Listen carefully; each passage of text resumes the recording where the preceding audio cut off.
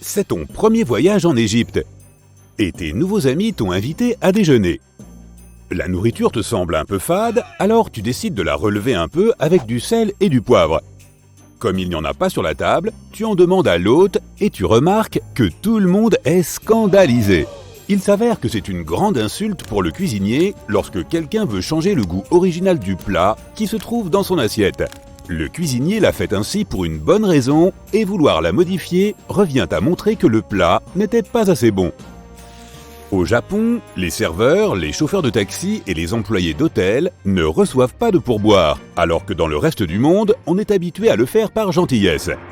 Ils peuvent se sentir offensés parce qu'ils sont déjà payés pour fournir un service parfait et qu'il n'est pas nécessaire d'ajouter de l'argent pour l'améliorer.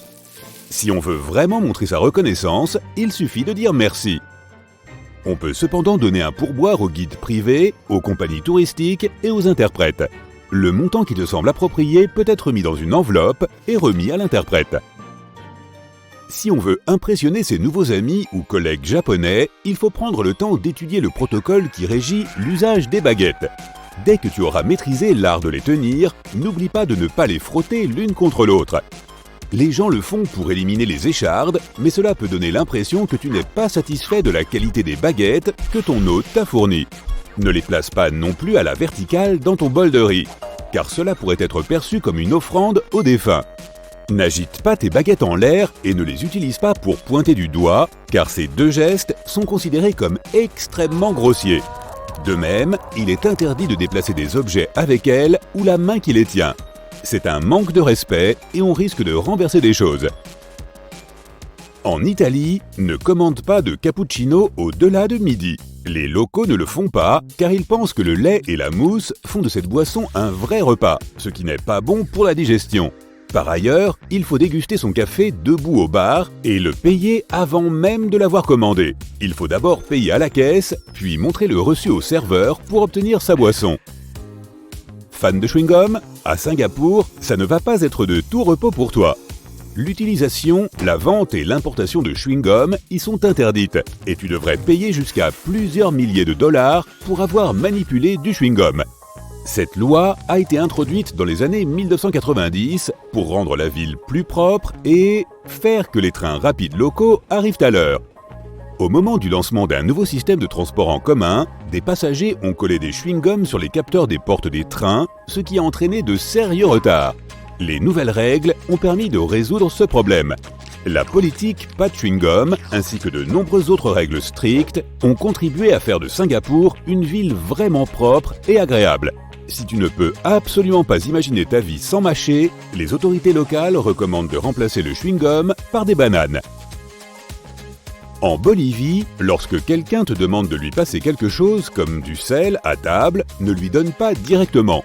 Donne-le à la personne assise à côté de toi et elle le passera. Si la personne à côté de toi te fait cette demande, tu ne peux toujours pas lui tendre directement. Un voisin de table devra t'aider. Cette coutume vient d'une superstition selon laquelle remettre quelque chose à quelqu'un directement dans ses mains porte malheur. Pour les mêmes raisons, il est interdit de tendre la main à travers la table ou de se lever pour passer ou lancer quelque chose à quelqu'un. Et n'oublie pas de garder les deux mains sur la table lorsque tu n'es pas en train de manger. On pourrait croire que tu essaies de cacher quelque chose si elles ne sont pas visibles à tout moment.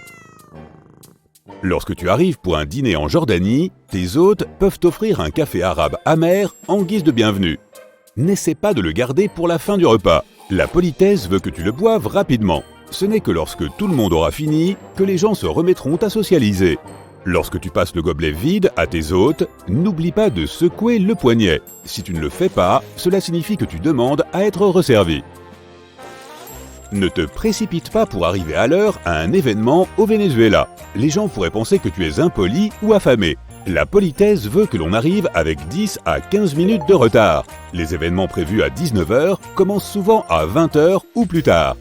Une histoire populaire raconte que dans les années 1980, un journaliste étranger est arrivé à une conférence de presse avec plus d'1 heure de retard.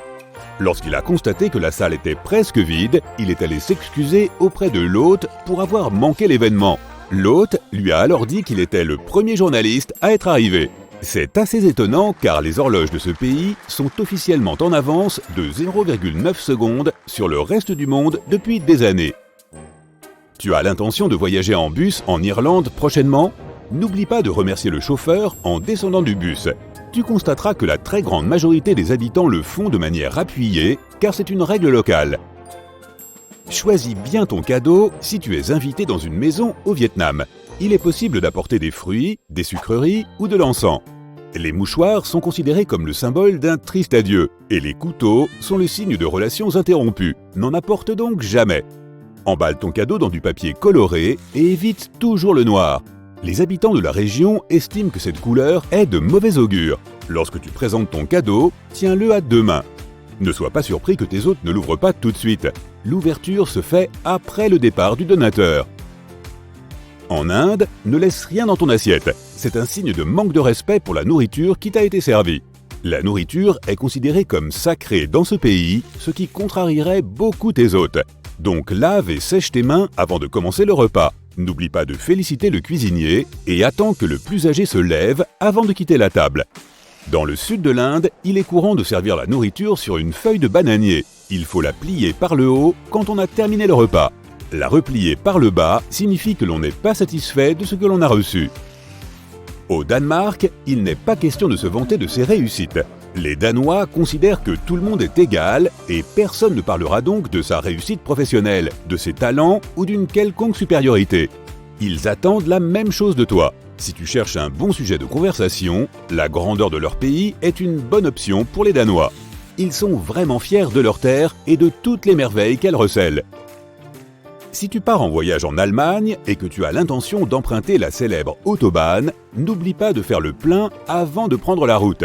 Il est interdit de s'arrêter, de se garer, de faire demi-tour et de reculer sur cette autoroute ultra rapide. Oui, même si tu dois t'arrêter parce que tu n'as plus d'essence, tu devras payer une amende car tu étais censé mieux planifier les choses.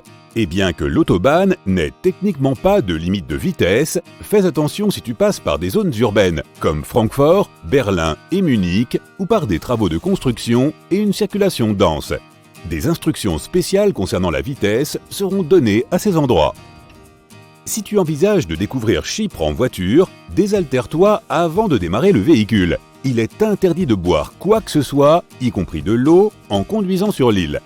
Si tu ne peux pas résister à l'envie de grignoter ou de boire au volant, apprête-toi à payer une amende. En Éthiopie, il faut réfléchir à 2 fois avant de choisir un cadeau pour quelqu'un. Ils considèrent cela comme une dette qu'ils devront rembourser par la suite. Ainsi, si tu apportes quelque chose de très cher, le destinataire devra soit dépenser beaucoup d'argent pour un cadeau de retour, soit se sentir redevable envers toi.